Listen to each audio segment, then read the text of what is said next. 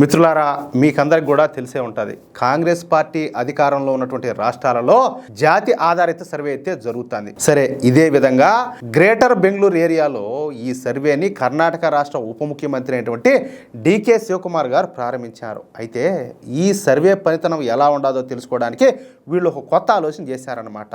సరే, సర్వే ప్రారంభిస్తే పర్వాలేదు, కానీ ఆయనకు వచ్చేటువంటి ఆ కొత్త ఆలోచనలోనే చిక్కు వచ్చేసింది. సరే, ఎందుకు అది ఏంటంటే, సరే ఎవరినో సర్వే చేస్తే ఉండాలి, ఆ సర్వే చేసే టైంలో నేను ఈ విధంగా మా భార్య మేమే పాల్గొంటామని చెప్పేసి ఆ సర్వేలో కూర్చున్నాడు అనమాట. ఇంకా సరే, వాళ్ళు వచ్చారు ప్రభుత్వ అధికారులు. ఇంకా ఈ తంతంతా కూడా గంట సేపు జరిగింది. 60 ప్రశ్నలు, 21 ప్రశ్నలు, ఇదంతా పూర్తి అయ్యేటప్పటికి గంట టైం పట్టిందంట. దెబ్బతో ఈయనకు ఏళ్ళైన కోపం వచ్చేసింది. ఇదేంద్రా నాయన, సర్వే అన్నారు, ఇన్ని క్వశ్చన్లు ఏంది, ఇంతసేపు ఏంది, ఇన్ని క్వశ్చన్లు మిమ్మల్ని కూడా పెట్టమన్నాడు. దీంట్లోనూ ముందు వీటిలో సగం పనికిరాని క్వశ్చన్లు అన్ని కూడా తీసి అవతల పారదమ్మని చెప్పేసి వాళ్ళ మీద ఫైర్ అయిపోయినాడంట పుష్ప మాదిర.